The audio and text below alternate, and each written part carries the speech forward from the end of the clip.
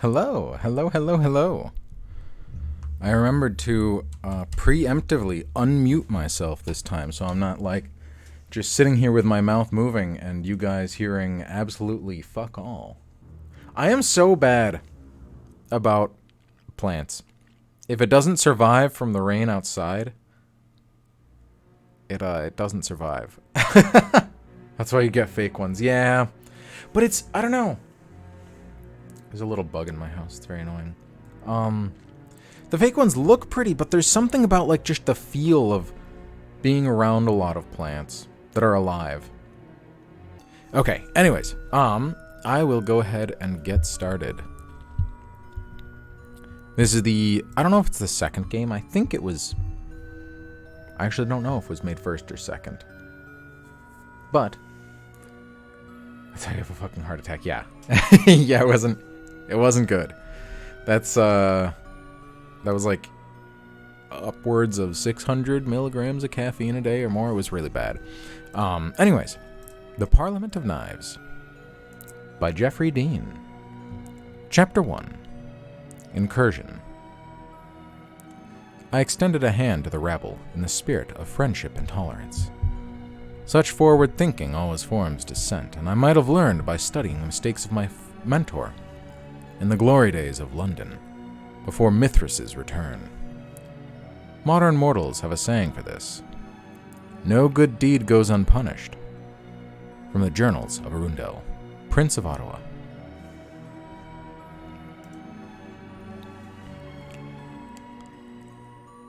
There is blood beneath your fingernails. Remnants of a nightly ritual that has somehow become routine. Your hunger stirs deep within, lured by the scent, but you cast it from your mind. There are more important matters afoot.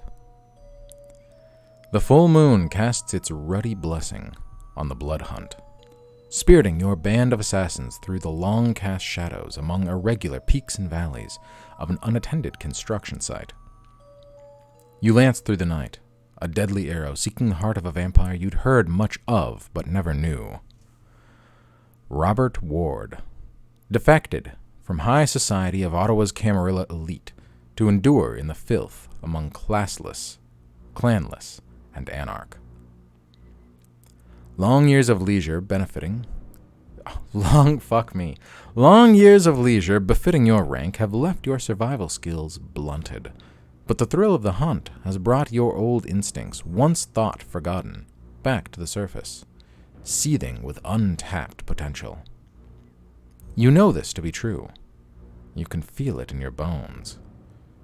But one siren song calls above the other, driving you to distraction. There is blood beneath your fingernails.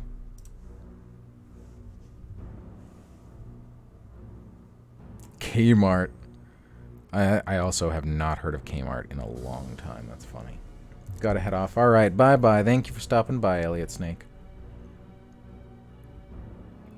Wish me luck at work. I do wish you luck at work.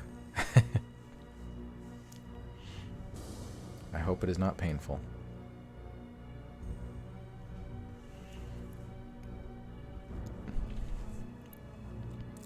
Your feeding before the hunt had been a hurried one, and you'd left your victim dazed as you dabbed your mouth. Sheriff Key impatiently ushering you to join his motley band of kindred and mortal mercenaries for the hunt. The smell of blood on your fingertip conjures images of the mortal shivering while you slaked your thirst. Their wide-eyed doe-eyed.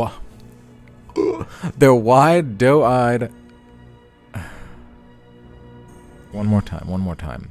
Their wide doe eyes, glassy and empty of concern. In the decades since your embrace, you've distanced yourself from the horror of your nightly existence. I cannot read at all today. I do have a Discord server, but it's kind of like stuck in a limbo now because it used to be tied to Patreon, and I don't have that anymore. So there's not like, I don't know. Cleo doesn't have like a way to pop in. Yeah. So I'm torn between, like, making it public, but I don't know. I feel like that would come with a lot of headache. And probably a lot of people that just shouldn't be in there. Discord Purgatory. Yeah. So I'll see. If it goes on forever, maybe I will either make a new one, or figure out a way to, like, best just let it rest then. Yeah, I'll see. If it's clear that there's no, I don't know, like, the same Patreon integration coming around, I might make a new one and make it public or find a better way to do it. We'll see. I'll figure something out.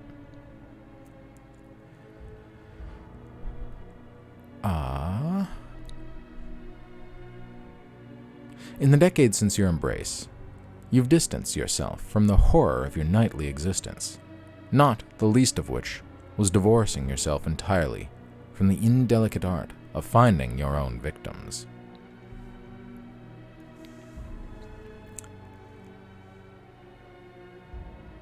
And we have three options. We'll cross that bridge when it appears. Yeah. Well, more like there's just kind of like a gap with a broken bridge stuck down in there, and I need to decide if I'll wait for the bridge to be fixed or build a new one. Or just walk away. I don't know. We'll see. That's a very bad analogy. Yeah, so we have three options here.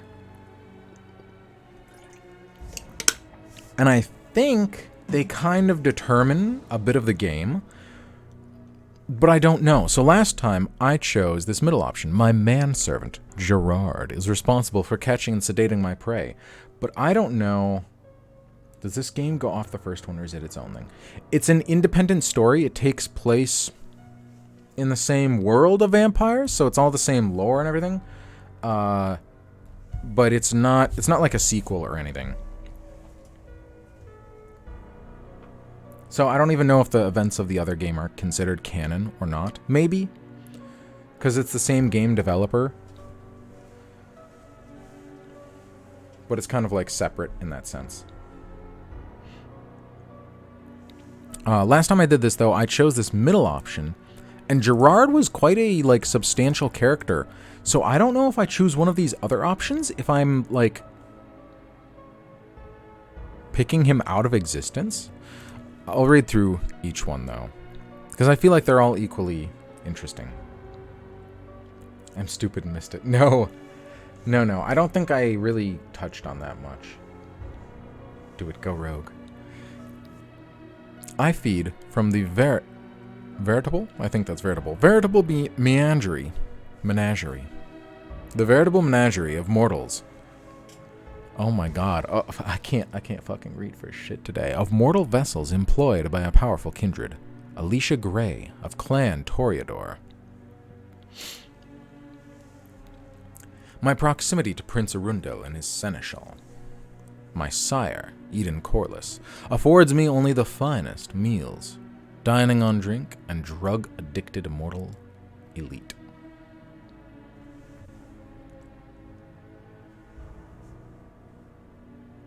So it sounds like no matter what we do, Eden Corliss will be our sire, because I chose the middle option. She was our sire last time. Maybe try number 3? I could. I feel like number 1 could also be interesting. Maybe. I'm not sure. I'll do number 1 or 3. There's no way I lost... I don't know where the button went. There's not a button to, like, do a poll in the Discord, though. I could do number 3 since you picked that one. Either way, it'll be cool. Yeah, why not? My proximity to Prince Arundel and his seneschal. So, the seneschal is, if you know Lord of the Rings, it's like the Steward of Gondor. It's like the second in charge, the person who is in charge when the prince is away. So instead of Prince Leto, we have Prince Arundel. Sounds like a very elfish name to me. And then our sire, Eden Corliss, is the second in command, and we are her child, vampire offspring. So why not? We afford only the finest of meals. Tasty. While they may have always kept you at arm's length, Prince Arundel and Seneschal Corlys seemed to delight in sharing their guilty pleasure of feeding on the well-moneyed. Such wealthy socialites regularly overindulge on wine and narcotics, making them easy prey when mingling with the upper crust of mortal society. Over the years, you've managed to convince yourself that there was nothing inherently wrong or unnatural about the act of feeding on the blood of the living. But a small part of you still remembers a time when your heart beat within your chest. Cries out with every opportunity to remind you that you are damned. As with many other kindred, you'd kept your original name and aspects of your mortal identity, whether it was a subconscious effort to anchor your new existence in a bedrock of memorialized humanity, or simple nostalgia, you cannot say for sure. But it fits you, and it is yours alone. What name tethers this unlife to a life once lived? So now we get to pick our name. I quite like Silas as a name, but I also feel like Dawn is, I was gonna say it's a bit gender neutral. I think I've only ever met women named, I think I've only ever met one person named Dawn, actually. But Dawn is also kind of like, I don't know, it's very punny for a vampire to be named Dawn, the very thing that kills them. So I'm torn between those two. Isn't Silas a villain? Is it? I feel like I've heard the name before, but I wasn't sure if I've heard it from here or not. I can look that up. Silas.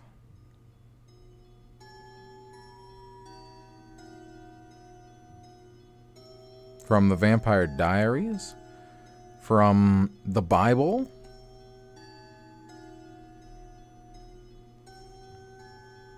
Oh, no, maybe not from the Bible. Oh, yes. Yeah. Yeah, from the Bible. I don't know if it's a villain. Dawn could go either ways. Donovan, Donna. Oh, it is spelled Dawn as in the D-A-W-N. The Bible. Right? I Googled it. That's what I'm seeing. Silas, who according to the New Testament, accompanied Paul the Apostle.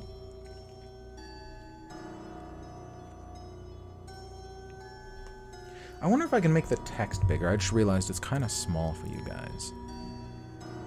Change the settings. Make the text bigger.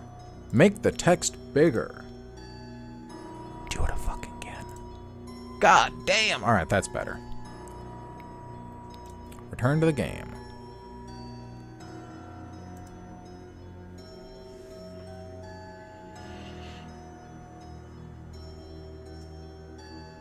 I'll go with Silas. Why not? I feel like Silas is a good one.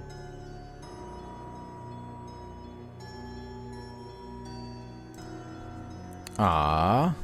Oh, you had a family name once, and though it is rarely used, a part of you still clings to its memory. Jones. Yes. What would you name a dino? Shall we name it after your character? Sure, why not? Silas the Dino.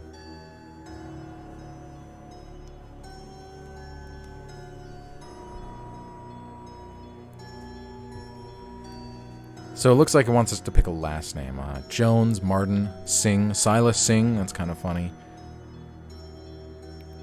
Kuznetsov?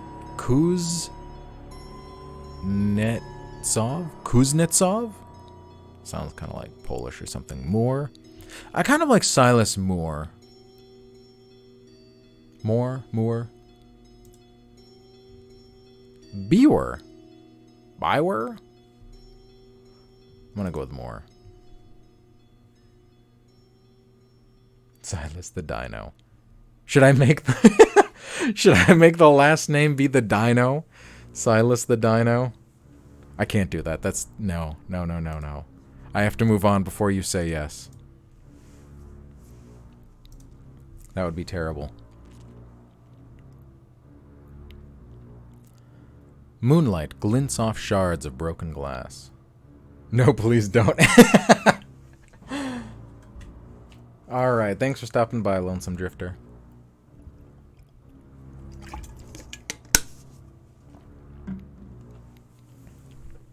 Yes, moonlight glints off shards of broken glass as you creep along the length of a slowly decaying brick wall. An extended arm of the construction crew's crane shielding your party in its brooding shadow. So there was the word shadow, I just skipped a line somehow. The sound of your footsteps is masked by the rushing water of a nearby hydroelectric dam, restraining the waters of Chaudière Falls? French word? What's the last name? It's Moore? M-O-O-R-E? Silas Moore? It's okay, Vapor Lily, don't worry.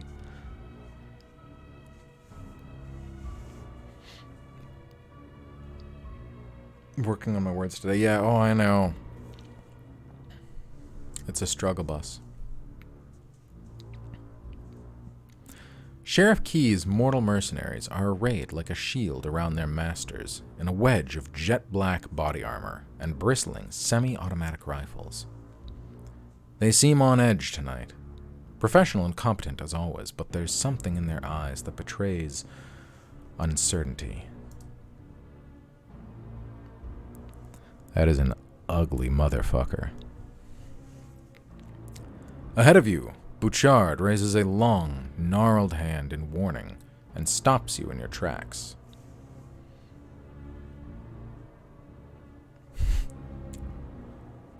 Like all kindred of Clan Nosferatu, Bouchard's appearance is monstrous and inhuman. Even his facial features are twisted and misshapen. He turns and raises a finger to his lips. A massive, pus-filled boil stretching the skin impressively below the first knuckle. Yuck. A part of you wonders if the old vampire misses the nightlife above ground, enjoyed by the majority of kindred not afflicted by the Nosferatu's curse. Ward's anarchs have set up a perimeter. He gestures at the shadowed carcass of a long-abandoned factory not far ahead of you, and you catch a brief glimpse of movement. We should cut around over the rubble. Even his whispers grate and gurgle like the depths of a sewer. They weren't supposed to know we were coming, Silas. Jordan pipes up from behind you, taking advantage of the moment to tie back wisps of messy red hair in an impromptu top knot. She may not care much for me, but Corliss is your sire. She should have been more certain before sending us in. I'm getting a bad read on this one. Eden Corliss is acting Seneschal of the city, second in command to Prince Arundel himself, and your sire, the vampire who embraced you as a mortal and brought you into the hidden world of the kindred.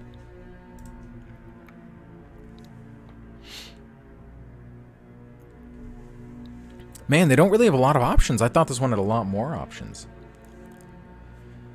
Every vampire is reborn into a bloodline that some scholars and cultists believe to be a direct lineage leading back to a progenitor of biblical age, Cain himself. Clans have formed around these bloodlines, each possessed of a certain gift, each possessed of certain gifts, plural. These abilities are passed on from sire to child, always marginally diluted, the further their generation is removed from the clan's founder. You didn't choose what clan you were brought into, but you adapted well enough over the decades, mastering the disciplines of your clan to the best of your ability. Corliss has seemed pleased with your progress, and when Corliss is pleased, you slumber more soundly. The effects of these disciplines may now be read on your stat page. If you are unfamiliar with Vampire the Masquerade, you may want to examine them before making your choice below. No, we are picking Malkavian. I've decided that. What were we? Oh, yeah, what we were isn't even an option here. Last time I played this game, I was Clan La Sombra, which makes it very interesting, because La Sombra are not supposed to be the Camarilla, but they are now.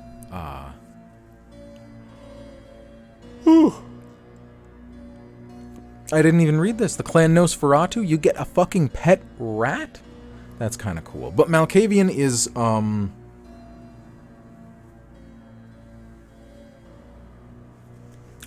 yes. Recommended for experienced players who have already completed the game. Malkavian is something else. They are fucking cracked in the head. They are the insane vampires. I am part of Clan Malkavian. Enigmatic and shrewd. A pet, though. I know. My pet rat can act as a spy. That's just too good. If you guys get this, you can play as the Nosferatu. But I need to play Malkavian. Hello, Wyvern. I was sorted into Malkavian. Oh, dear. Ooh. Sounds like therapy. Enigmatic and shrewd, feared and grudgingly respected. A traveler shadows my path. An ethereal companion whom only I can perceive. So that is our mental illness, because every Malkavian does have a mental illness, and that's kind of part of why their sires choose them. Hey, now I'm in that. Oh dear. That's part of why their sires choose them. So we straight up fucking hallucinate to the point of legitimately believing that it's there. A specter haunting us. A shade of sorts. I like that better now that I've said it. Our mental illness says if we don't have enough, oh oof, yeah. Dominate, obfuscate, and auspex. In heightened senses, obfuscate, I believe, is the ability to disappear, and dominate, the ability to drive your way into others' minds. I can get a sire who can pick me for my raging ADHD. Yeah, I'm sure you could. The other options, though, Clan Ventru, precise and businesslike, intelligent, strong and intimidating. Fun fact, back in the days of the Greeks, the Spartans were the strongest of the Spartans were of Clan Ventru, and the strongest of the Athenians from Athens was the Bruja. The once philosopher kings, as they are known. Clan Toreador, an artist and socialite with an eye for detail. Nosferatu, pet rat. And then La Sombra, calculating and fierce. Once my clan were enemies to the kindred establishment, but in modernized established order has begun to change. My sire and I were forced into the masquerade as Ventru for years. So if you pick Clan La Sombra, you are a La Sombra who is basically role-playing, like pretending, hiding their true identity, and you're trying to convince everybody you are actually a Ventru, and that's the lie you have to put up the entire game. I've been so distracted by my own thoughts that I've forgotten to swallow my coffee.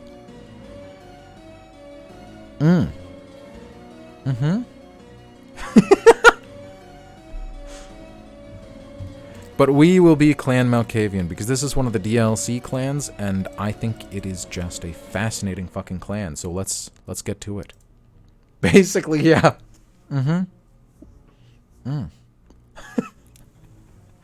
have not let me live it down, oh dear. Besides, you already have a pet rat. True. Phone buzz, hello. Who there?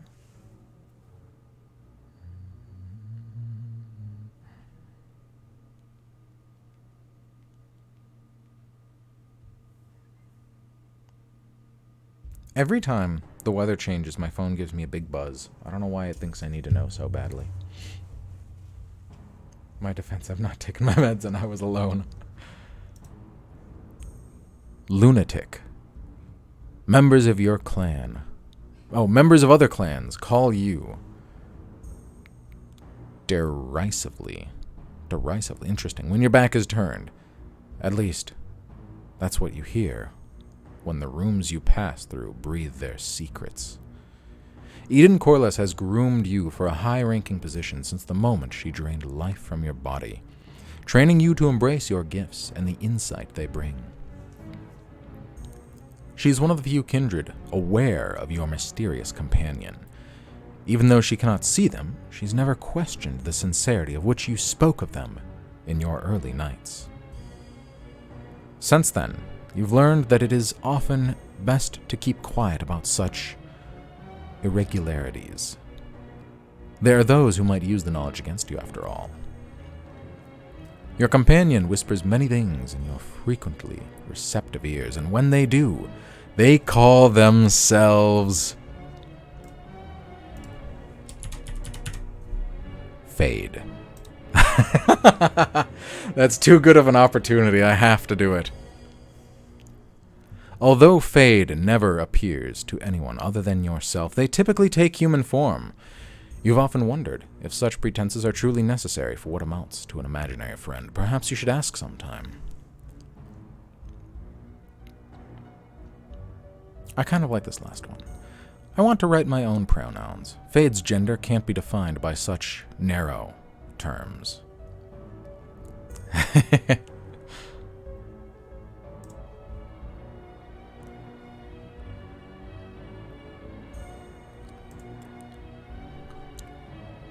Shade? Can shade be a pronoun?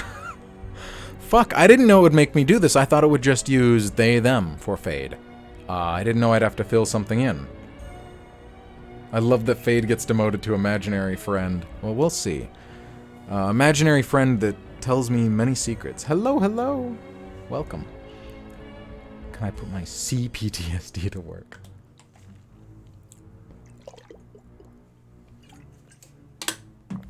Sure. Instead of saying he's a good man, they're a good shade being?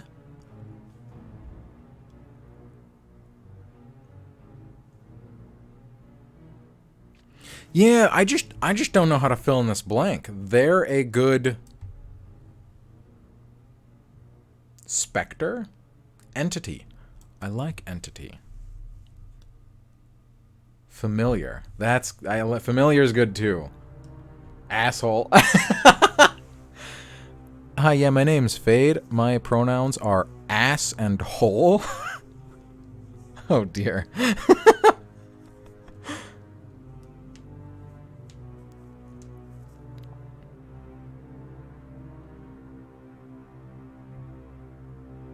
Creature? Is that rude? That's why we love Fade.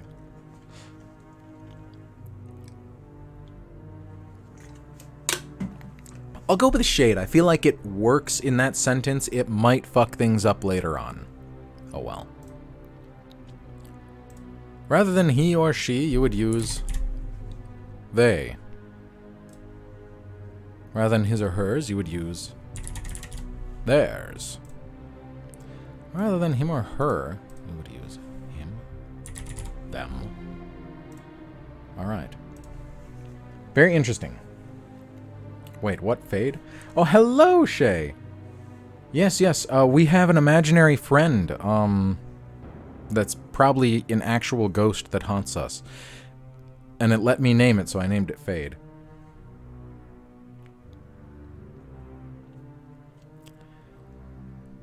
Silas? Jordan asks, watching you quizzically. Sheriff Key has paused behind Bouchard to watch you in obvious impatience. Jordan was right, of course. Your sire surely did her homework before sending you out here. And she's put too much work into you to send you into traps unaware. That can only mean something has changed and the Anarchs are on the move, perhaps making some kind of power play. It's up to your band to stop them before they can threaten your prince's domain during his absence. One of the name options was Stanley. That's quite funny. Oh yeah, Stanley from the Stanley Parable. I love that game. You shake your head and try to focus on the matters at hand.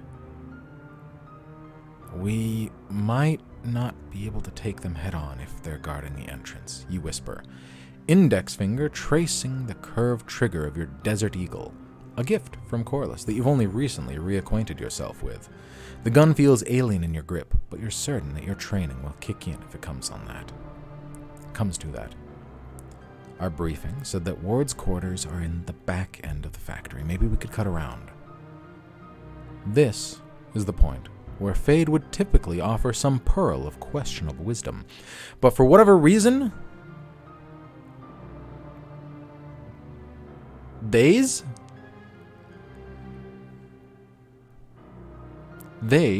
have chosen to leave you on your own for this one. That's got to be a typo. Apostrophe. Yeah, they have chosen to leave you on your own for this one. No.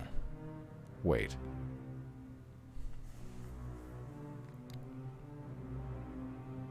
I think I have to start over really quick. I must have mistyped something.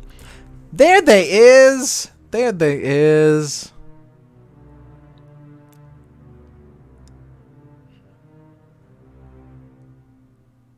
Fuck.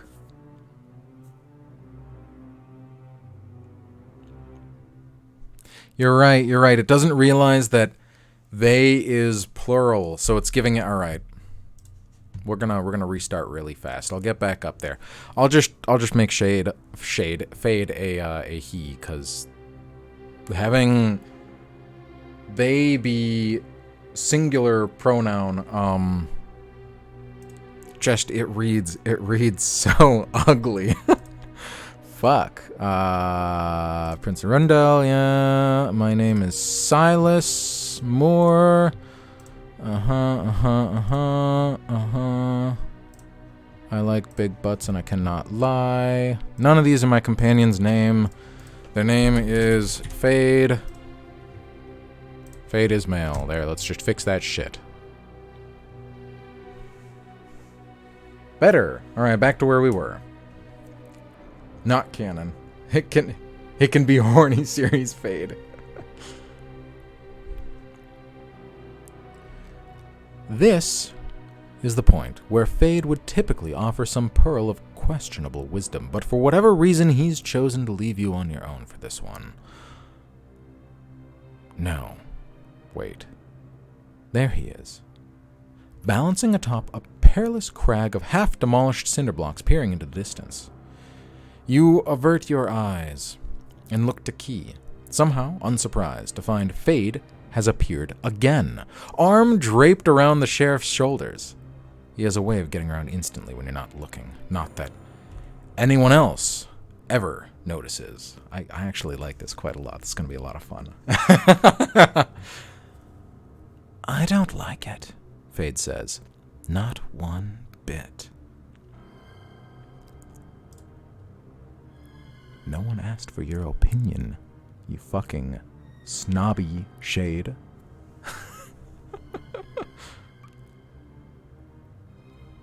Or stay silent. Speaking to an invisible phantom in public is a bad look. That's kind of true. We like him. Key motions for the rest of you to shrink as far back into the shadows as possible, while a path forward is deliberated. He sits down a heavy gasoline can, and you hear the liquid inside sloshing back and forth, yearning to be set alight. Long, black hair frames the eagerness on his face. Key would be considered good-looking as Nosferatu go, but even then, there's something unsettling about him by mortal standards. Something impossible to place a finger on.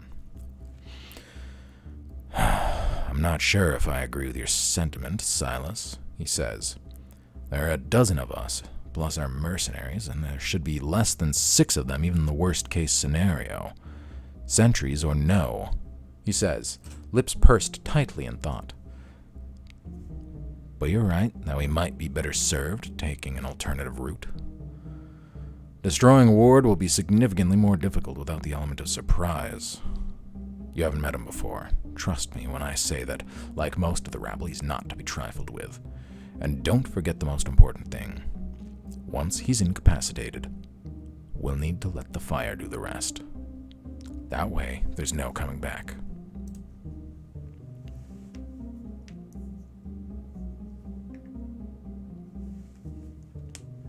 Yeah, that's pretty much all you missed. Welcome back, Lonesome Drifter.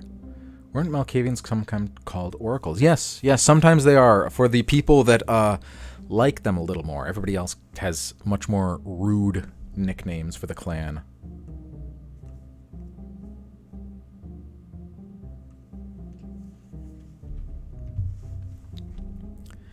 Once the sheriff has finished speaking, one of your party pushes forward from behind to address you.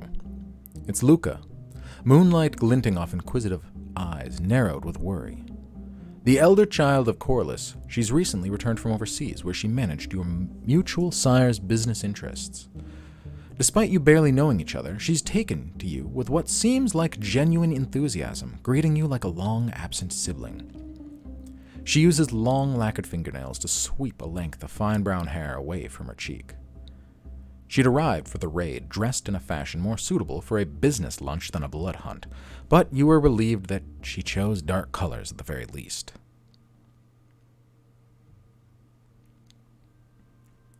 They've taken on that kind of role too because of their perception. Yeah, I mean, they very much are the absolute insane, like, I don't know, fortune teller behind the crystal ball. They'll be able to see your future, but half the time they're also just rambling about random shit and you don't know if it's relevant. A power suit is always appropriate. Business or murder, that's awesome. I've run the numbers, she says in a barely audible whisper. The intelligence reports show that there shouldn't be more than 6 anarchs in the city at the moment. All the others we've been tracking have shown their faces around Montreal within the last few weeks. They could have made their way here by now, at least in theory, but my eyes and ears in Quebec are certain that they haven't left. That settles it then, Key says decisively. No retreat. Silas, he grabs your full attention. Nests of anarchs infiltrating our prince's domain without his knowledge or blessing are a cancer that the Camarilla has seen again and again. It's only gotten worse since so many in the Bruja and Gangrel clans defected to join them. If we leave them here to fester, there's a masquerade breach waiting to happen. The masquerade. The one set of rules almost all kindred can agree upon. Mortals can never be allowed to learn about the supernatural reality that encircles them. Nothing is more important to a vampire in modern nights.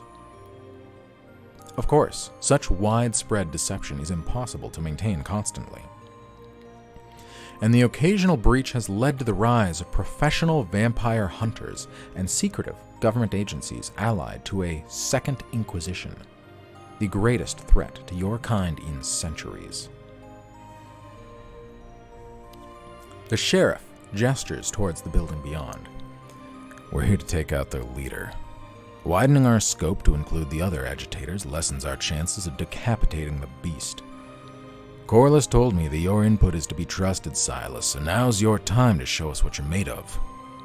What's your read on the situation?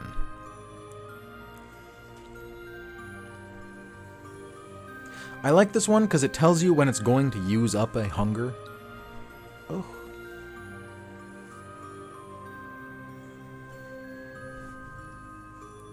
I got punned by saying coming from my throat. That's very funny.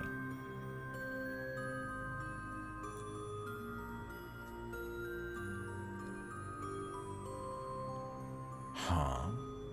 Made a dirty joke about it. Oh, I missed that. Whoops. I don't think I saw it.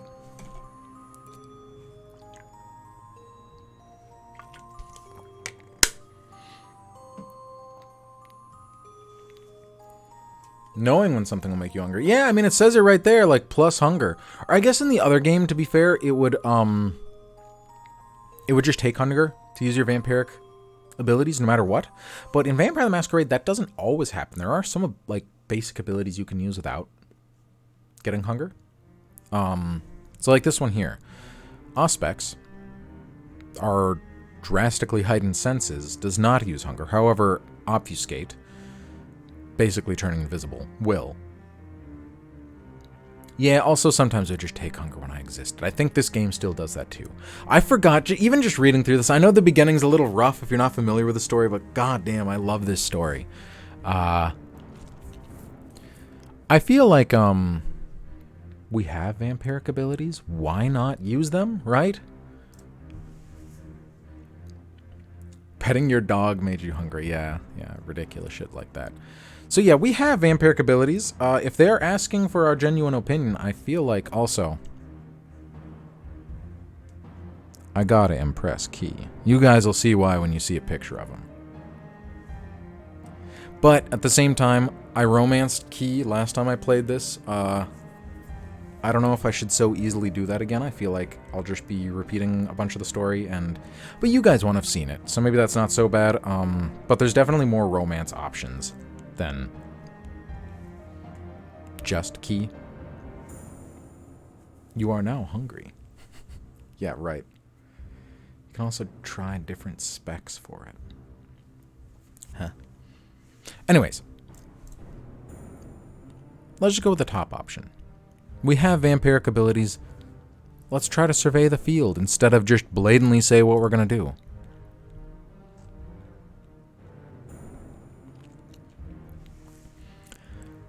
You counsel Bouchard and Key to be silent for a moment and close your eyes, channeling your blood into your senses of perception. You open them again. And while the construction site hasn't technically changed, myriad new elements of the topography stand out to you that you had previously been unaware of. You imagine it's not all that unlike a blind man miraculously being able to see for the first time. You scrutinize the factory where Bouchard had noted the sentries, immediately spotting at least 2 more humanoid shapes lurking deeper in the shadows. There's 2 more sentries, you whisper. Key curses. Not only that, you continue. The ones in the dark have guns, too. There's no question, then, Luca says, arms crossed as she peers in the same direction. We have to go around and catch them by surprise. Bouchard glides over to you, his steps almost silent, even to your enhanced senses, although the stench of the ancient sewer rat is enough to make you feel ill. Look for heavily trod areas, away from the obvious entrance. Side door, escape a vector. I once sat next to somebody in a university lecture. Yeah, I don't quite want it to be Tor, but he is supposed to have, I think what I describe it as, a bubbly sewer voice. Like, not like a high bubbly, like low bubbly, like blah, blah, blah, blah, blah. But I once sat next to somebody in a lecture hall that smelled so bad I felt like I was going to be sick. It was not pleasant. You'd noticed it even before he spoke. A small door of corrugated metal. Yeah. Blending in almost perfectly with the rusted wall of the decaying building. The area outside it has been disturbed by multiple sets of footprints, and you'd guess it was recently. You tell the old Nos what you see, and he nods thoughtfully before passing it off to Key. Bad idea, Fade says, as he paces back and forth between you and the warehouse. I don't know if this character's supposed to be sassy, but I named it Fade. I'm just gonna lean the fuck into it. His footsteps make no real sound when treading through the loose gravel. He sniffs. I didn't tell you about it for a reason. I won't be joining you. I didn't tell you about it for a reason. Oh, I didn't tell you about it for a reason. I won't be joining you. Not that you're in any real danger, you mutter. Fine, wait out here then. Pay attention, Fade says. They'll think you're talking to yourself again. You look back toward the hunters. He's right. Luca's looking impatiently. Oh, Luca's looking at you expectantly. Yes, sass. Ugh. Sat next to a girl who ate and chewed loudly the whole time. That's just gross and very annoying. Brought that hint of the Krog into the mix. Yeah. Shepherd my quad. Whole garage just smelled of motor oil. I feel like a lot of shops can smell like that.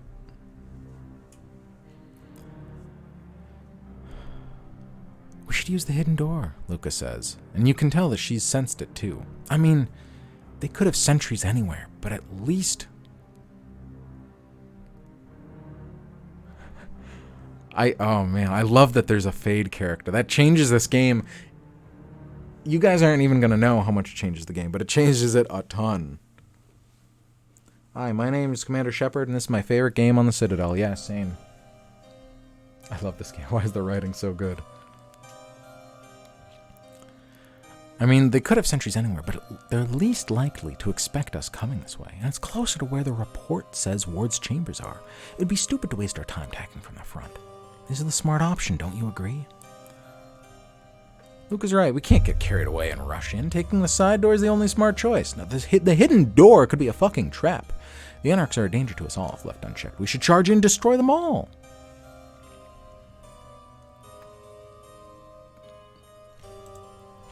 Hidden door is too much of a gamble. We should circle around quietly, attacking from behind. Can we romance the imaginary friend? Now that's a question, actually. That's very interesting.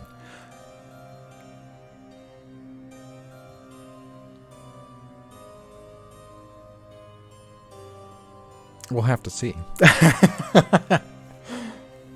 I for some reason hadn't considered that an option. That would be very amusing, though, if we could. That would be so... Yeah. That would be very cool. If Fate is telling us that he purposefully didn't tell us about this hidden door because he does not like it, then I don't like it either. But there's a lot of them, so let's not just blatantly charge right in. Let's take the back door. Corliss insisted that I respect your input. But are you certain this is the best course of action? Key asks you and Luca. As sheriff, I have several mandates from the prince, including punishing those who flout the tradition of hospitality. These kindred have not only abandoned the Camarilla, but they've infringed on our domain unannounced. The penalty for such violations is final death. Corliss ordered a blood hunt on Robert Ward, you say. If we get caught up fighting his fodder, he could escape, and this would all be for nothing. That's a fair point, Bouchard rasps. Let's do what we can. Do what we came to do and be done with it. There should be a job for the mercenaries, and I'm growing weary of running about in all this moonlight. Bad for the skin. Key groans, but you can see the indecision in his voice. Normally, I'd override such a decision, he growls. But you're correct. Silas. The Seneschal's orders were clear. We'll avoid the front entrance and concentrate on getting Ward as quickly as possible. We can't allow him to escape. Back to work. Bye-bye. Thank you for stopping by. That's not a no, huh? Oh, I don't know if we can romance this imaginary character or not. If we can, I'm all for it, trust me. I feel like my hair, I don't know, some days it looks better than others. It's getting longer though, look at that. It's like touching the tops of my shoulders now. Nice, nice, nice, nice.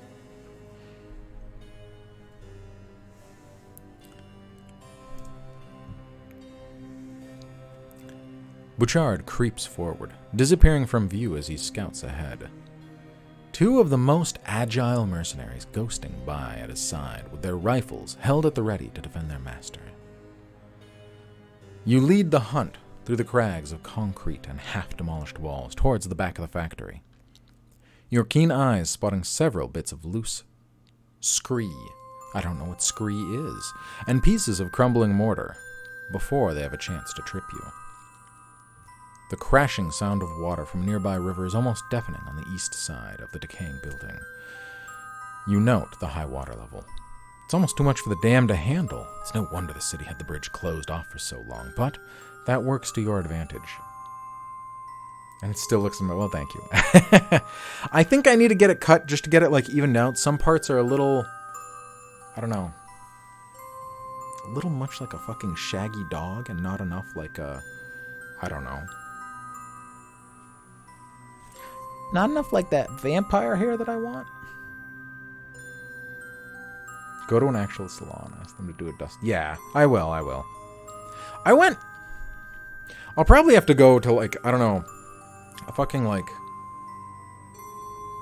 yeah, an actual salon or something. Because I went to, it was supposed to be, a salon for men back where I used to live, because one of my friends recommended it. And when I was like, I don't really know what I want, but I kind of want to grow it out and just want it to look a little better. They cut it fucking giga short. It was very upsetting, and I never went back. Like, did the words "I want to grow it out" mean nothing? No, it was all women doing the haircutting. It was very upsetting. She just like froze up, stared at me, and then I don't know, I had like a crew cut by the end. Yeah.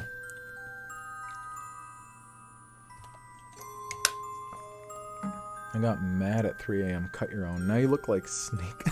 Took a buzz. Oh dear. I used to cut my own hair all the time. Well, to be fair, I didn't look up like Salon for Men. It was just one of my friends recommended this haircutting place for me, and that was that's what it was. The reviews were great, but also every single guy there was getting a short haircut, so maybe that should have been a sign when I went there. Yeah, I used to cut my hair, and I can still do it, but I only know how to cut it when it's short, or cut it to be short. This is the first time I've ever really, like, had long hair. Anyways, I'm getting distracted. Without warning, Bouchard materializes and throws you to the ground. Whoa, whoops. Without warning, Bouchard materializes and pulls you low to the ground to whisper in your ear. The Nosferatu's open mouth smells like rancid meat. There are no guards posted back here on the ground, but there are windows. He points upwards to indicate 5 gaping holes in the building's wall, only one of which still desperately clings to a few jagged shards of glass. Factory's only 1 floor, but a catwalk rings the place. I saw one of them look down here before making a move to the front. So how can we get in without being spotted, you ask? There's a rusted set of double doors in the center over there, Bouchard says, gesturating. Gesturating? What the fuck does that mean? Throws you to the ground. Hello, dear. We read what we want to hear, huh? Hello, D.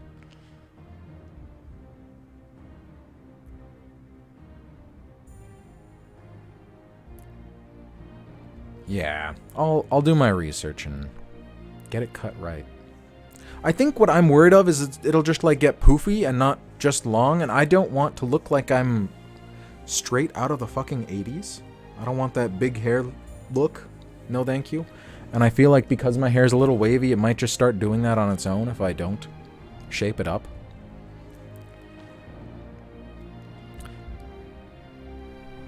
Bouchard says, gesturing. I almost said gesturating again. It straightens as it gets longer. Yeah, but even at like this little... What is that?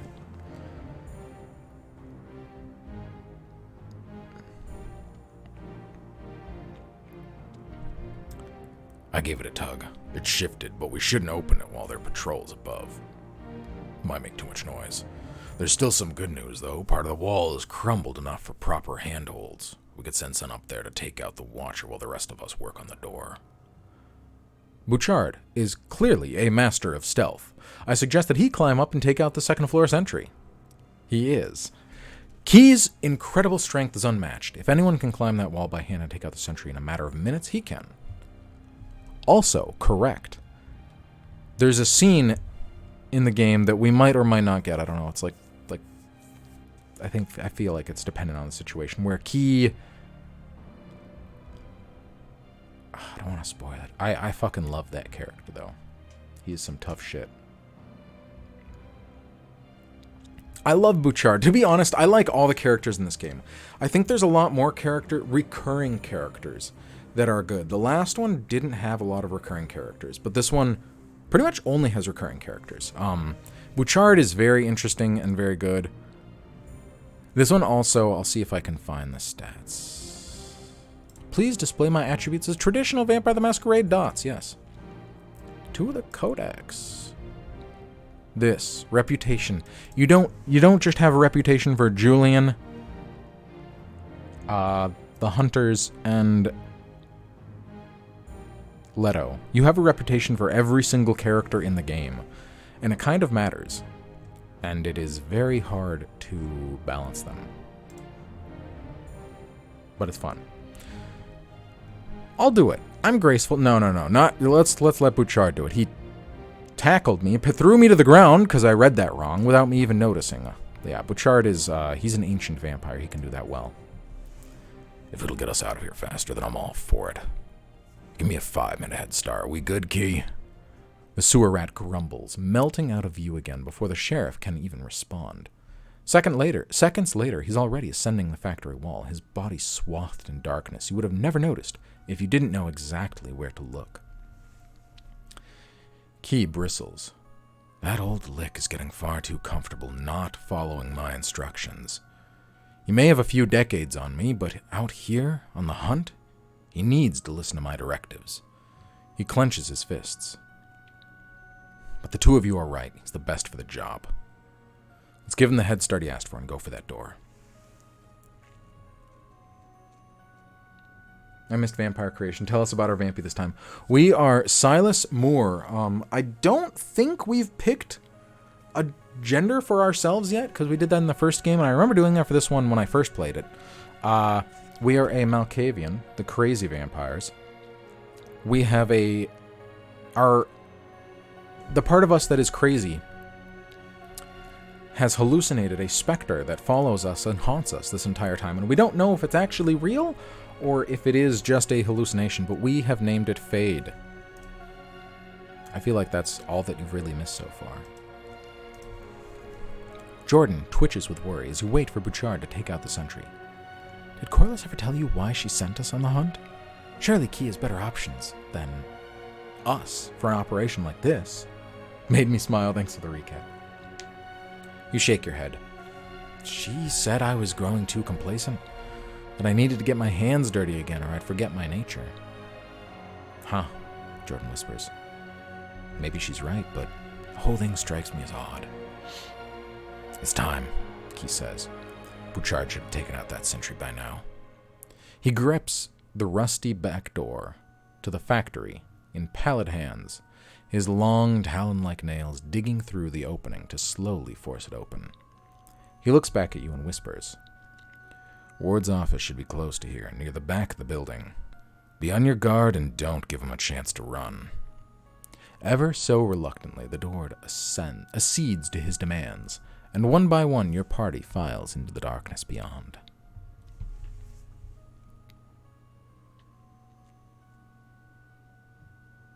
Silas the Vampire. Yeah, I thought Silas sounded so familiar, so I tried looking it up, and all I've seen is that there's a character from the Bible called Silas, and then also Silas the Vampire from Critical Role. The Da Vinci Code. Is there? Oh, yes! No, you're right. That is the one other place I've heard Silas. Who was it saying Silas is a villain? Because that's definitely what I was thinking of for Silas being a villain. That's correct. Yeah, it's been a long time since I've seen that movie. But yeah, that does sound very familiar. You slink along the crumbling factory wall. Sharp shards of brick. Silas's villain, Critical Role 2, yeah. Hey, oh yeah, that was you, Paper Lily. Oh, you were thinking of... Okay, yeah, makes sense. For some reason, sometimes saying Critical Role can be like a little bit of a tongue twister. I think there's too many R's. Critical Role. Critical. I don't know. Anyways. Not far from your position, a dim light marks the location of Robert Ward's office, in the exact position your intelligence reports suggested it would be. Closer scrutiny reveals an outline well described by Corliss. A bulky behemoth that could only be the quarry you seek. Key gestures towards the silhouette, and you nod, increasing your pace as you grow ever nearer to your target. Wait, Key whispers, holding up a hand to stop you in your tracks. Something's... A sharp electrical cackle is the only warning you get before dozens of floodlights blaze to life, immediately followed by an ear-splitting clatter of gunfire as men and women swathed entirely in black emerge from the hiding on the catwalk above. Below, two feral-looking kindred advance, their fingernails unnaturally lengthened into deadly claws. "It's a trap!" Jordan exclaims. "We have to get out of here." You stiffen, the reality of your situation crashing down on you, and suddenly all you can smell is gunpowder and copper. Years of privileged unlife, as one of the Camarilla elite, have atrophied your primal instincts, and while you're a force to be reckoned with in a one-on-one fight, you haven't the first idea how to contend with the ambush of this magnitude. "There!" Lucas says, pointing at an old stairwell in the nearby wall where you can take shelter and plan a counterattack. "Let's move." A bullet slams into her shoulder, throwing her back several feet before she manages to shrug it off and stumble back towards the group. "Let's go."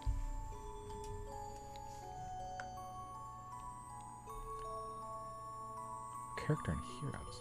Oh, Siler. Yeah. Close. Curtical rule. I think we're in Ottawa, Canada, or Montreal. One of the two. We're in Canada, though.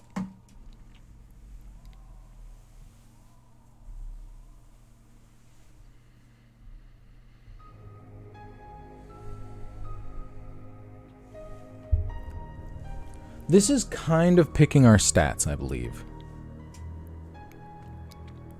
I'm resilient enough to be able to distract the snipers and take a few hits if they're lucky. If they get lucky, while the others make their way to safety. I'm nimble enough to get up that catwalk while the others distract the snipers long enough for me to come up behind them. I have a better idea. I'm powerful enough to smash the catwalk supports and send the snipers toppling off the floor where I can finish them off. So what do we want? Toughness, speed, or strength?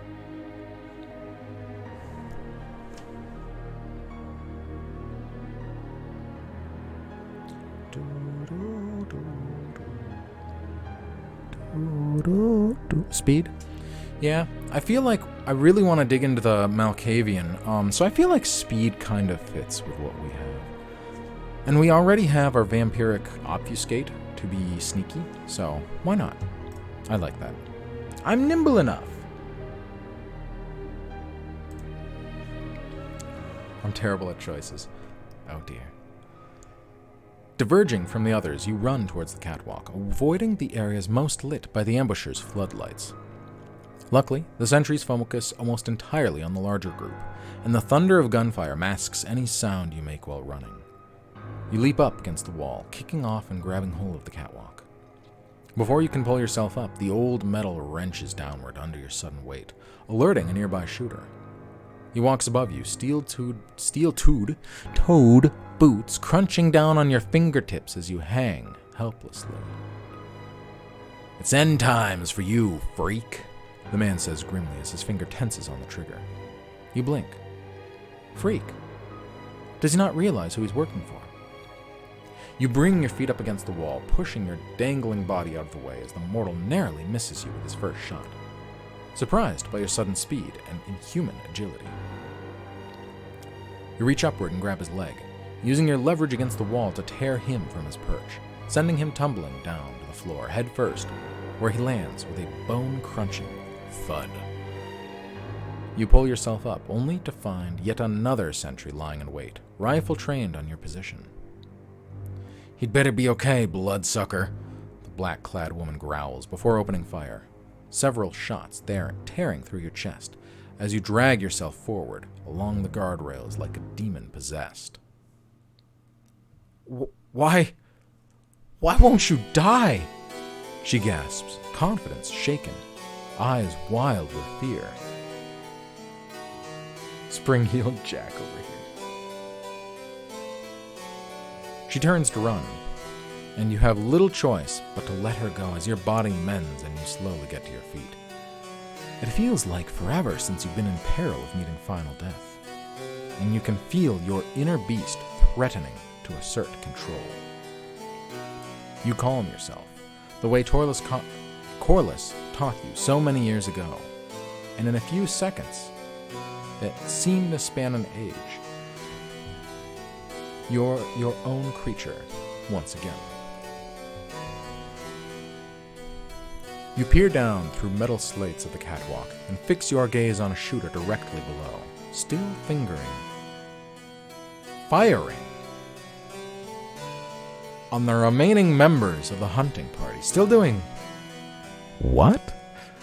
Some of whom are still bunkered in the old stairwell. Baring your fangs, you grip the guardrail tightly and leap, you fucking leap over the edge. Guess her calling was not a hunter. Oh, thank you.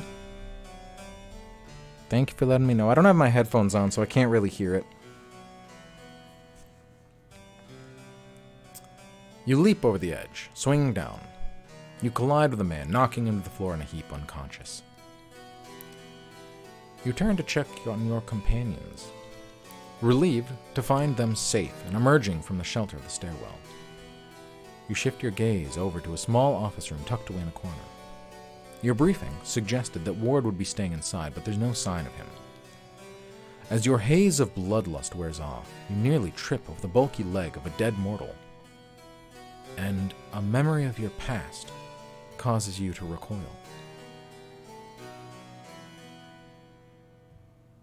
Oh, it's mainly the song, okay. Once. Oops, you used to be one of these creatures. Once, you had been drained of blood, dying in the dirt. But unlike these victims, you've been pulled back from the brink of oblivion, granted an eternity of power at the cost of damnation.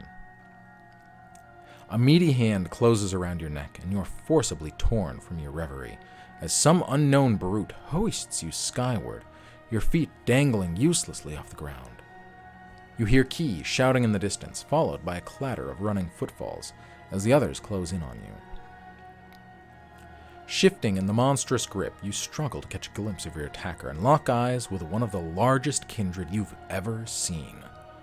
His craggy face and massive bulk fitting Corliss's description of Ward to a T. But his well-worn jean overalls, smudged with black grease and red checkered shirt, hardly evoke the sense of fear or respect you'd anticipated. With your heightened awareness, you can feel each individual muscle in his finger contracting as he lifts you from the floor. Corliss's child, Ward grunts, eyes narrowing as he scrutinizes your face. You're being used, Silas. This isn't how it has to end.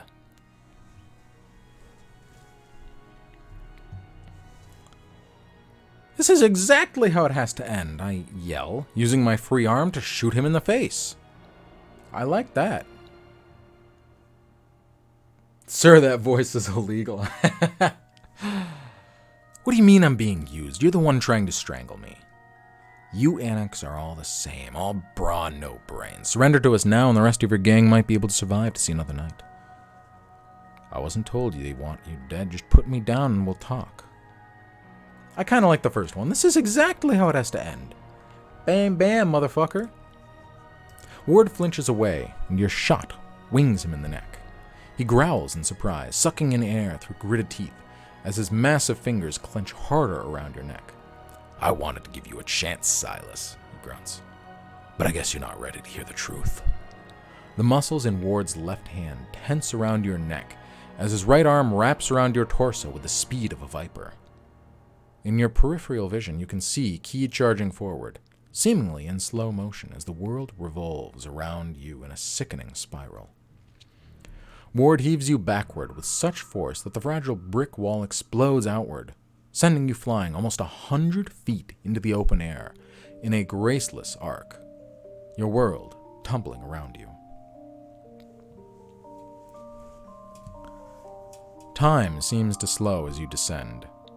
Jagged pieces of rebar slashing at your neck and chest as you manage to twist aside, just in time to avoid being impaled grotesquely on the leaning wall of a particularly demolished building. You hit the ground, skidding and twisting through a field of heavy gravel and chunks of pulverized concrete, which tear at your open wounds. My throat is so fucking dry. I need to get some water really quick. I will be right back and then probably keep going for like half an hour.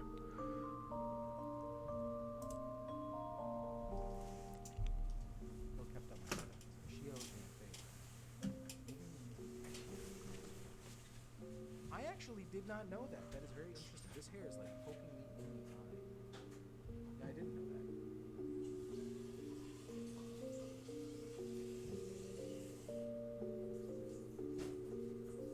Alright, well this one I actually don't know what it affects and don't care very much which option you choose.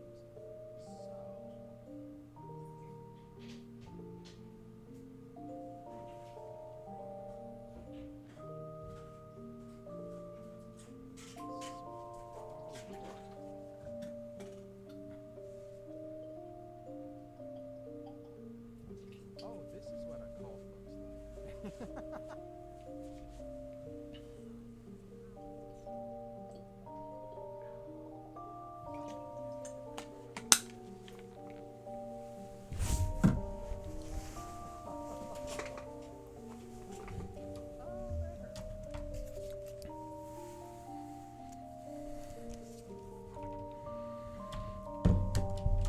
Scooby Dooby Dooby.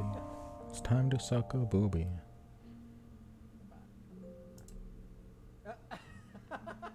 Hello.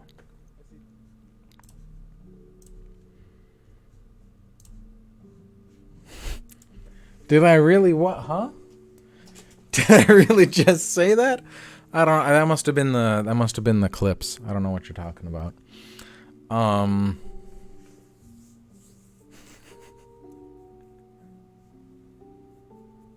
Anyways.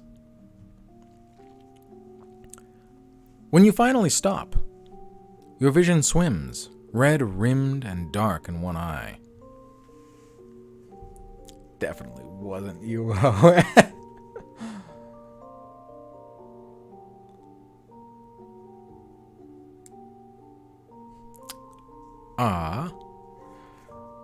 You blink for a moment, imagining you must be hallucinating. But then the spinning, twisting visions converge on each other, manifesting in the form of a cowering, mortal couple. One of them has been struck in the head by a fist-sized chunk of brick, blood oozing out from the deep gash, and their companion, who had been holding a bit of cloth to their forehead in an attempt to stop the staunch the flow, has dropped it in favor of shielding their partner. Stinging pangs of desire overwhelm you, and for a moment, all you can see is a talking sack of meat and blood. "Please," the mortal stutters, "we need to get to a doctor." Stupid thing to say, if only because you doubtless look worse than they do. Your hands claw at the dust and gravel as you pull yourself forward. I'll do something for revenge. You thought you were hallucinating. Unable to vocalize your desperate need, your only true desire in this moment. Primal hunger overwhelms years of social programming and Camarilla directives. The loss of blood as your body mended itself has awakened the beast within. You must feed. As you grow closer, you lose focus again, and the couple swims before your eyes, their faces changing into ghostly visions. As what remains of your humanity does battle with the beast threatening to consume you, it digs through long-hidden memories, slowly reeling you back from the brink of madness. The appearance of uninjured mortals twists and morphs until you are staring into a mirrored set of eyes, a mirrored face, a mirrored soul from a time before it was indelibly stained by corruption. You would weep to see this earlier version of yourself if you had tears left to shed. This choice determines your gender and age. So we can choose man, woman, old, middle-aged, or young, or none of the above. I'm half tempted because we chose fade. I'm sorry, I'm like playing with an invisible strand of hair that you cannot see. Silas is hard to picture as a woman. That is true. Yeah, we also did go man last time. We could do non-binary. Why not, right? None of these visions are adequate to describe my gender. My identity cannot be defined in such narrow terms. Why not? We did go with a man last game. I am young because I am young. I don't know. I always feel like playing a game where you get too in character as somebody that is like noticeably older than you is kind of a strange.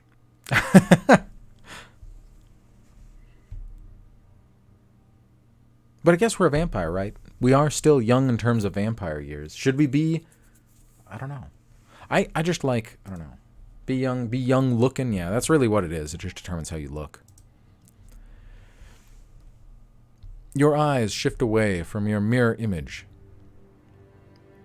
to Zir companion? Huh?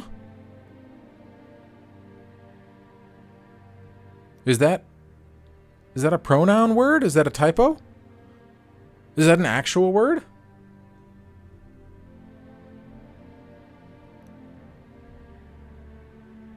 But like, it could still say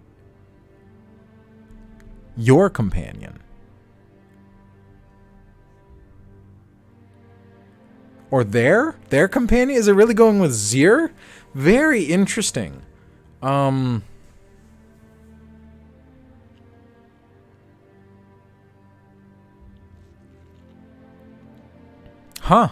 That might take a little bit of getting used to. I don't think I've seen that word before. Yeah, it sounds like it's supposed to be their companion. I don't know. Oh well. I guess I'll just go with it. It's not like I typed in my own options or anything. And a sharp pain of anguish racks your body and mind. Long-forgotten memories of a partner you once cherished float before you, marred by the deep gash on their forehead. A bloody omen of an unforgivable betrayal that will never truly be forgotten, no matter how distant your undeath draws you from your earlier life.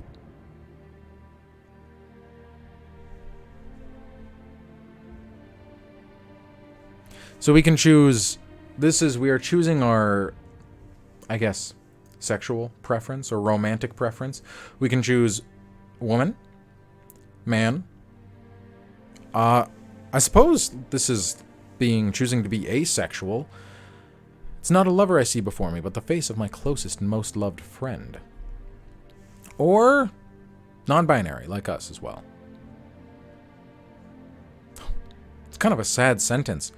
They always had hope for a brighter world right up to the end.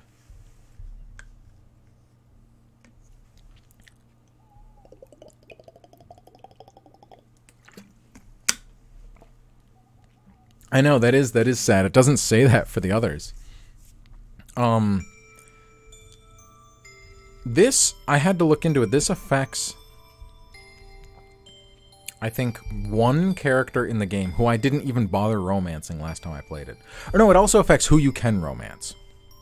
I think. Whatever. Let us get Key. Alright, if you want Key, I think we should have to pick a man here. This were me.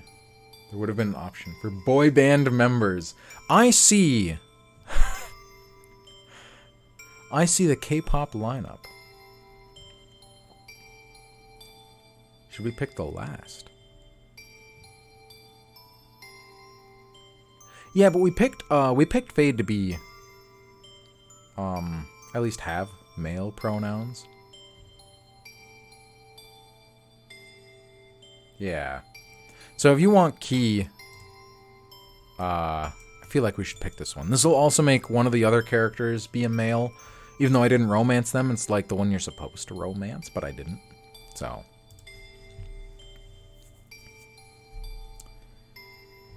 I don't know if that affects who we can and can't romance, like if we can and can't romance Key, but on the off chance, if we picked something else, it might lock us out of that. We're hoping we can romance the Spectre. We don't actually know yet.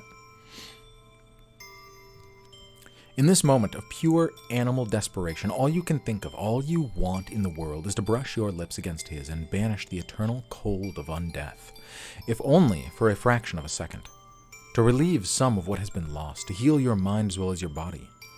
This unearthly desire proves too great to resist, and you draw forward, embracing your lover and pulling him close.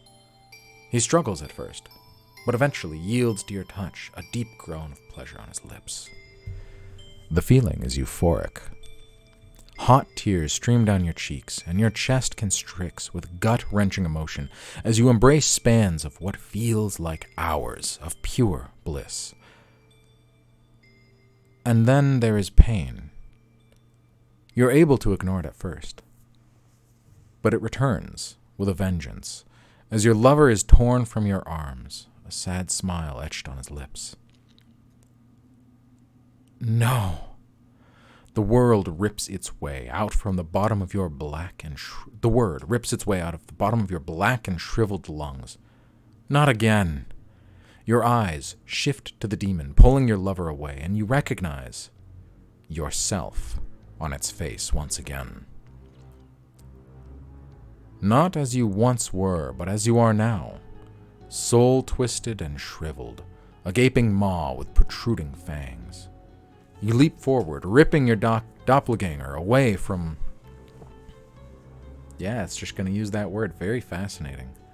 From Zir prey, before plunging your teeth, into Zir neck. It's very interesting. It's a very uncommon use of pronouns. I would have thought they would have gone for they, them over Zir. I wonder if I'm saying that right. I don't know how else I would pronounce that. Anyways. Not ever again. You grunt against Zir flesh. Crimson bubbles. You need to look it up now. I've never seen it. I have seen it once or twice, but I don't know if I gotta be honest, I don't know if I've seen it used seriously. Unfortunately, I think I've seen it mostly in, like, memes making fun of pronouns, which is kind of tragic.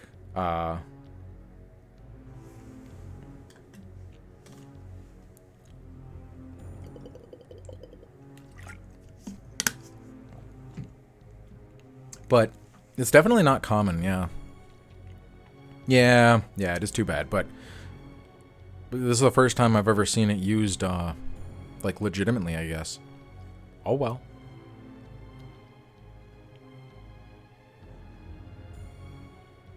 Z-ear, but not in the way where it's like your. Yeah. Well, here, when Z is very interesting. Crimson bubbles flowering at the edge of your mouth as you scream defiance, even while you drain your personal demon dry. When at last Z breathes no more, I'm just going to be saying this like it's the letter Z. I don't really know how else to say it. Oh well. You fall back, triumphant, exultation fading from your body. Oh, as your body finishes knitting itself together again. Reality settles around you again, and you feel a biting sting of dread as you take in the true scene. The mutilated body of a young person lies sprawled on the ground, Zir, neck torn open and hanging at an unnatural angle. Expression locked in sheer terror and disbelief. Z's tightly grasping the hand of another mortal. This is gonna be tricky. I feel. Oh well, I guess I gotta get used to it. Zed somehow held on even as you drained the life from Zir body. Unlike his partner, the young man has yet to succumb to oblivion.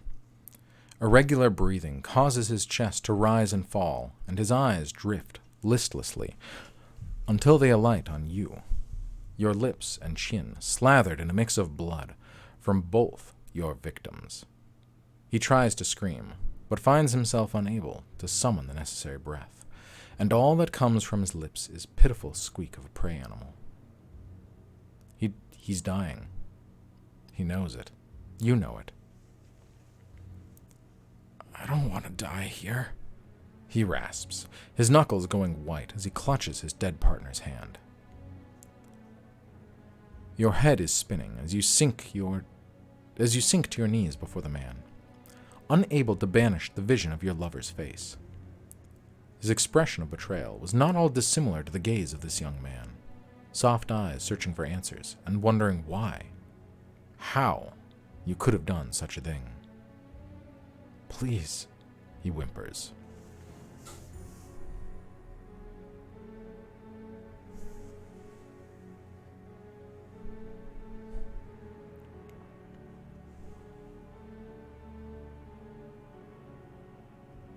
I'm just going to start saying we're clan trauma. That is, yeah.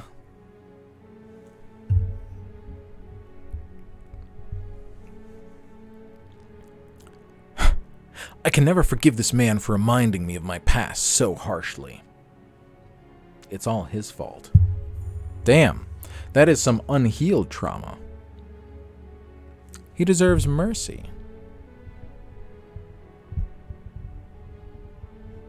I knew that was already a big potential, but damn, that there.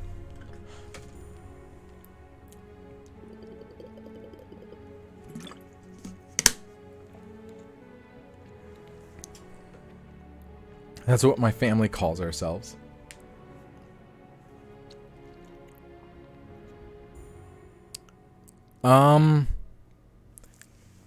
If he's gonna die anyways,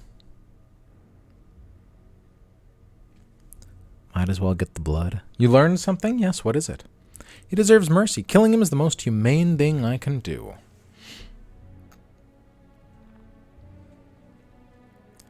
You're not certain why you chose to take mercy on this mortal. The memories he evoked are painful and part of your undead instinct. Night Road, at least if you pick I'm a monster sort of option, it makes your humanity go up. Yes. Yeah, if you realize that you're a monster and try to fight it. Oh, you didn't know that? Yeah. There's a lot of things you can do throughout the game. No. There's a lot of things you can do throughout the game that'll raise or lower your humanity as you play. This game, I'm going to wait until we get to like chapter 2 or so, because the beginning is still very much like building our character. So a lot of our stats are not quite there yet, including our humanity. You had one incident where you lost control in a feeding. Oh dear, really?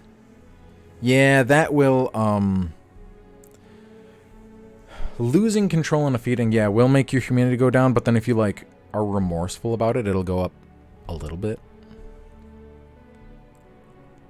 Turns out being emo and hating yourself is the most human thing you could do. Damn. That is very funny. Perhaps your mercy is merely pragmatism. If your victim somehow manages to survive against all odds, he could be a masquerade risk that may be tracked back to you, and your sire would doubtlessly treat you with far less charity than you showed your own victim. You kneel beside him and pick up a knife-like shard of debris. You could shoot him, but you don't want to attract too much attention while you're still on your own and newly mended. To business, then. You grit your teeth as you slash at the mortal's throat with a makeshift knife. He gasps, and blood pulses through the wound. Such a waste. Within seconds, he's on the ground, blissfully passed on to whatever afterlife awaits him.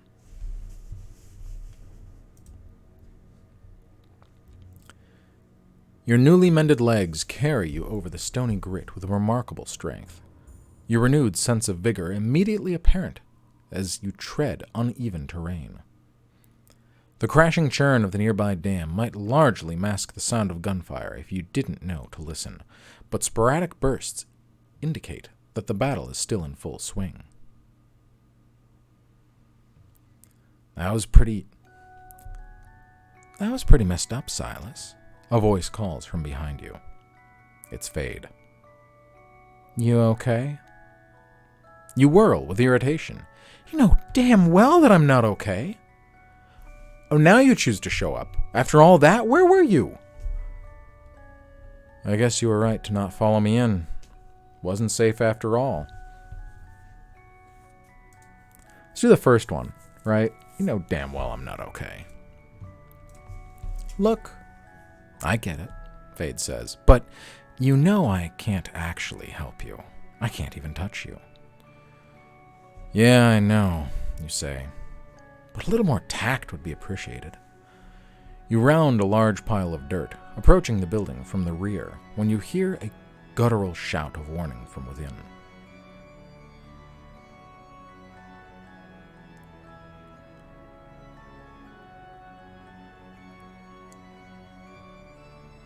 Can't touch us. Breaking my heart, Fade. The factory abruptly explodes in a fiery conflagration, showering you in an avalanche of brick, wood, and concrete debris. You stand for a moment, stunned and rooted to the spot, before your bestial vampiric instincts overwhelm you, and you flee the fire, heedless of other more mundane concerns. It takes several minutes for you to wrest control back and turn yourself around. You grind your teeth as you force your feet to carry you back towards the demolished building, your unnaturally strong aversion to the flames screaming in the back of your mind. The air itself smells burnt, and your eyes sting from the clouds of disturbed dust. Fade is gone. Maybe he's still running from the fire. You heard rumors that spirits can be harmed by flames, but you've never had any confirmation. That maniac Ward must have rigged the place to blow. The shock wears off when you see the flames have already burnt out. The majority of the building was built of metal and brick, and you try not to cringe as you wade into the wreckage, gun held at the ready. Someone in your group must have survived. They can't all have been destroyed.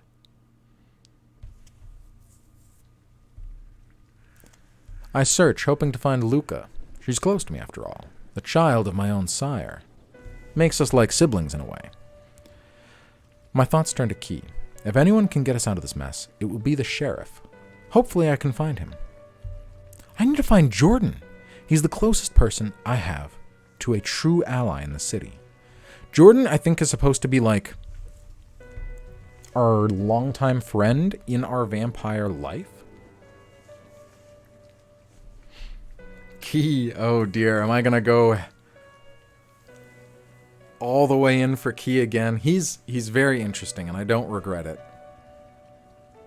I could search for Key. I kind of ignored. It's too bad you kind of have to choose between Jordan and Key. In all fairness, I know nothing of the other two. Yeah.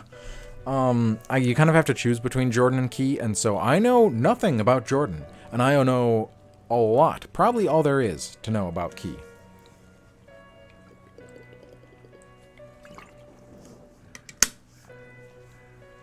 Every time you say Key, you hear Key, which is, in fact, the stage name of a K-pop boy. Turn out the boy band. We're, in fact, a romance option. That's awesome. It's gotta be, I mean, I know it's not exactly key, like a door key, but it's gotta be pronounced pretty similarly. I don't know. I'm not good with Chinese. I'm assuming that's Chinese. Chinese or Japanese? Key point. Like we're playing a monk or something.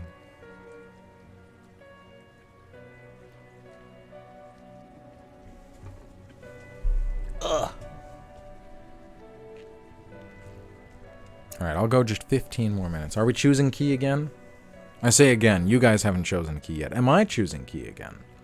I could do that.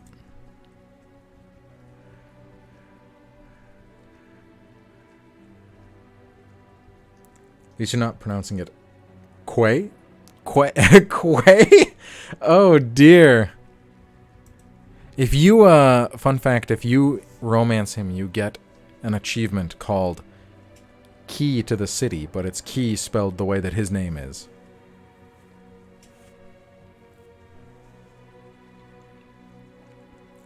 Quay. You pass by the twisted and burned, yes, burned remains of several mortal mercenaries. Like Qui-Gon Jinn. Oh, gotcha. Yes, actually, I don't know why that didn't even, like, process in my mind that that's spelled the same way. Quai? Quai to the city?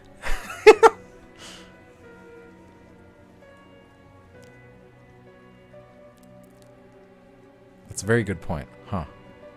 I'm glad I didn't think of that. No, I'm gonna keep saying key.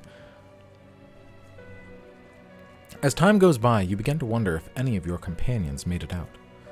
The scent of charred flesh and burning hair are overwhelming as you catch sight of movement through the haze of smoke. You duck low, advancing defensively until you make out two figures ahead of you, locked in combat. I think they intended it as key, given what they named the achievement. Yeah, I think so too. Quai. Quai to the city? That just sounds very funny. I wonder if our pronoun is going to pop up ever again, or if it was just for that one scene. Because, like, if you are writing a book in first person, when do your own pronouns come up often, right? Unless you overhear other people talking about you, which I can't remember if that happens or not. I don't know. I don't think it's Chinese. Q in Mandarin's usually pronounced more like CH. Chi. So that'd be more like a chi than... Maybe it's Japanese. I don't know. Let me see.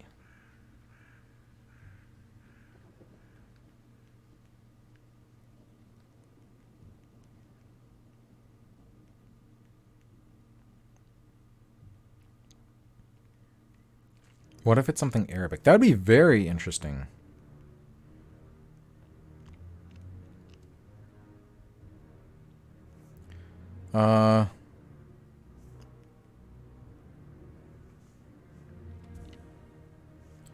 What does the name mean? Vietnamese? Is that it?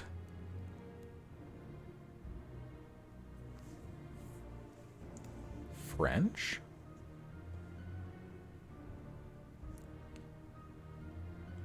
Means precious? Is this the right one?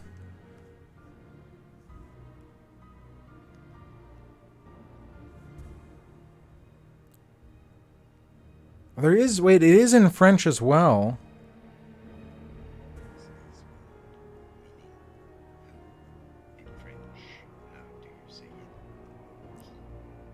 Oh, key. Okay, I think it's got to be French. My good old favorite Julien Miquel, voice actor, who does like pronunciation videos for every fucking word I could possibly imagine, is French himself, and that is how you spell it in French, and it is pronounced key, but it's kind of ironic. It means who.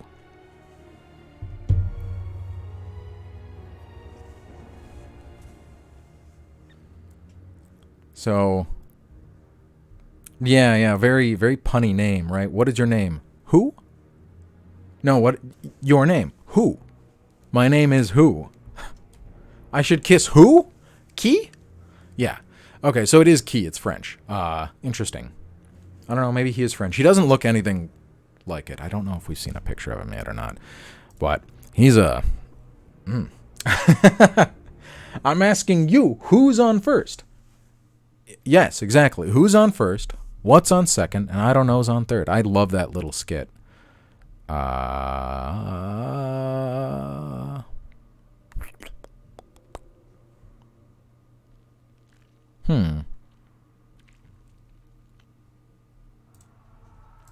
Do we not have abilities, clans, disciplines, the Sabbat, codex of kindred terminology? Toggle storyteller mode. Toggle on storyteller mode, yes. Allows you to rewind the game to the beginning of the chapter when you reach the end. Restoring all. Interesting. Can we... Maybe we don't have the option to see people yet. Too bad. Bookmark mode. Yeah, quick save. Although chapters can be very long. Abbott and Costello are my rain day watch. Yeah. It's been a long time since I've seen, or read, listened to that skit. Better than restarting the whole game. True. True. Very true. You pass by. Yes, we already read that. You duck low, advancing defensively until you can make out 2 figures ahead of you, locked in combat. Through their grunts and brief vocalizations, you're certain one of them is Key, but you can't be sure which is without getting closer. My intuition is second to none. Being the fucking...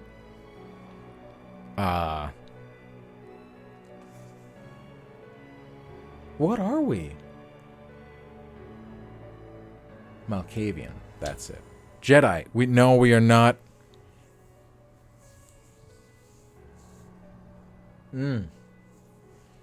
I have through the power of the Force.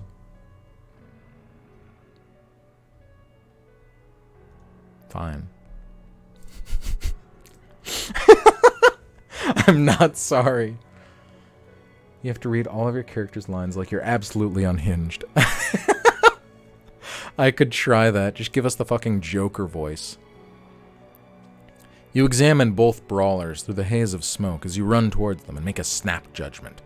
The stance. The growling. You're certain that one of the left is one of the ferals you saw fighting earlier, and therefore your enemy. But I'm also certain that the one on my right...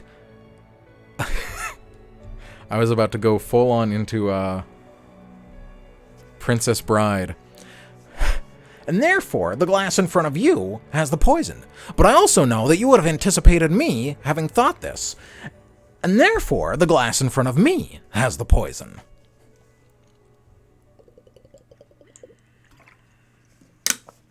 I fucking love that movie so much. Inconceivable! I do not think that word means what you think it means. Yeah, such a good movie. I've never read the book. I didn't realize it was a book until recently. So I don't know if it's any good or not. You leap into the fray and narrowly duck a wildly swinging claw. To your right, Key emerges, bloodied as ever. Help me or get out of the way, Silas.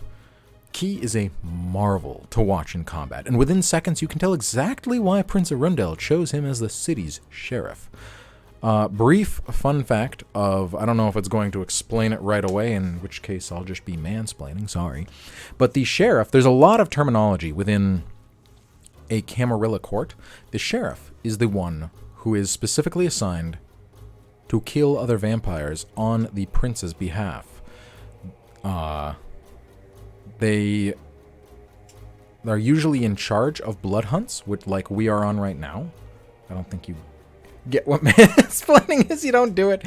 I don't know. Sometimes I'm worried I do. The sheriff is in charge of conducting blood hunts, which is like what we're on right now, where we hunt down and kill other vampires. They're kind of like the executioner, because they don't just kill vampires left and right. It's only when the prince orders it to be done. And usually they have little like underlings, thuglets, working underneath them that are in charge of brutally killing the not as tough vampires. Just because you are a man explaining stuff doesn't mean you're mansplaining. But like that's like, it's the definition in the word itself, right? Anyways, Key is a marvel to watch. Wink wonk. As you draw the animal-like kindred's attention with your sudden appearance, Key fades to the vampire's side, just out of his peripheral vision, before grabbing his arm and dragging him backwards, tripping him over his extended leg. Without releasing his opponent's arm, Key brings a meaty fist down against the wrist, audibly shattering the bones. The deadly claw hangs useless, and the pathetic creature howls in agony as Key repeats the process on his other arm, in the time it takes you to blink. Being born man's a cry. Explaining it like it's because it needs a man to explain it. How? Huh? I don't think I would even understand. What? What does that mean? I'm very confused.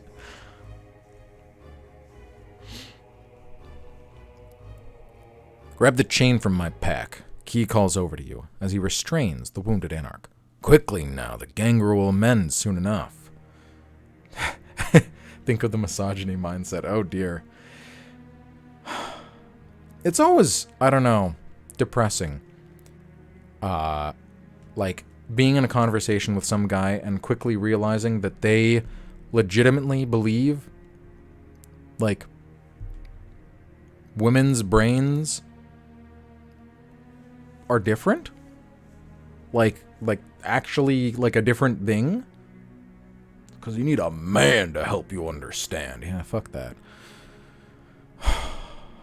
People disappoint me sometimes. I guess sometimes some people disappoint me a lot. You rush over and fumble with the pack straps, bringing forth a set of heavy chains. Why the chains, you ask? Didn't you say you wanted to finish them all? You hand the chain to Key, bemused by his change of heart. The sheriff wraps the gangrel's arms behind his back with practiced precision, even as the cracked bones begin to pull themselves back together. I'm not doing him any favors, Key says, shoving his prisoner down to the floor. Down, boy, he yells, pulling the chain earthward with an inhumanly strong whip crack, snapping several more bones as the restraint constricts. Key stares down at him. No moving until we tell you to. This is getting kinky. Now that the prisoner is bound, the sheriff gives you an appraising look.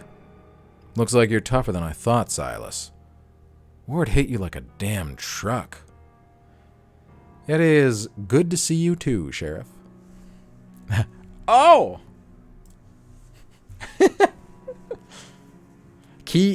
Key is like unironically my favorite character. Key and Bouchard are my favorite characters in this whole game.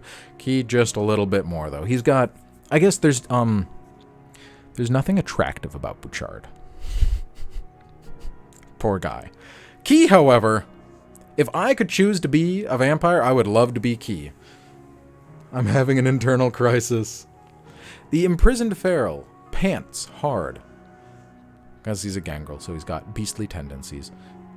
Beastly tendencies. His long brown hair, a mess of knots and dried blood.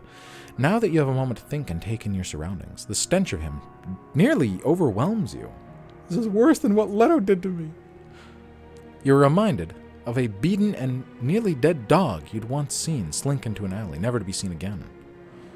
Maybe it's easier to think of anarchs as animals, but you know they aren't all like this one. You think you can just do whatever you want to us, don't you? The prisoner growls. Cammy sacks of shit. And you wonder why we left your stupid court to find something real. You'd have all met final death if it weren't for us, Key says, as he pulls the prisoner up to his feet. For all your peace and love, you still prey on weak and drink the blood of kine just like the rest of us. You think the mortals conducting the Second Inquisition care about how our philosophies differ from each other?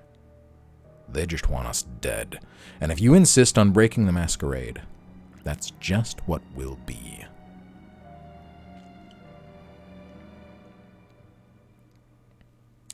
Sometimes I feel like we, the viewers, are bad when we find innuendos everywhere, but then I look at the boy going, beastly tendencies. I'm optimistic. I say Ravnos was the second option you got.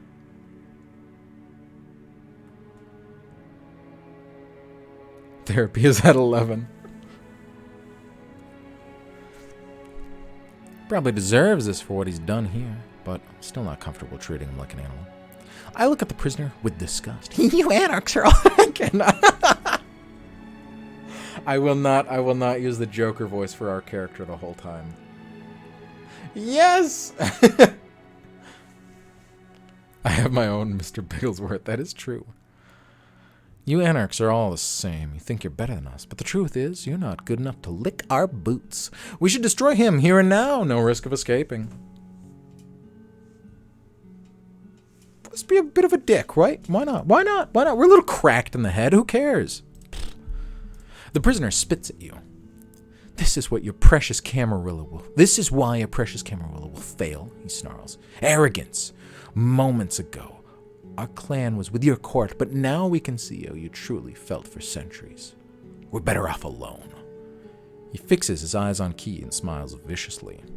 How long before you sewer rats are seen as too unpleasant for formal company? Key rages wordlessly, barely holding back from attacking the prisoner. You know nothing of loyalty, he shouts, far louder than he should. One slight against a gangrel Justicar, and you'll leave an alliance that severed us all for generations? We know better. You and I are not the same. Yes, Key is a Nosferatu, but... No. Key is a Nosferatu, but as far as Nosferatu go, my god, is he handsome. That's a bit of his dark and tragic backstory. If we seduce him, you will learn his secrets, and he has some secrets.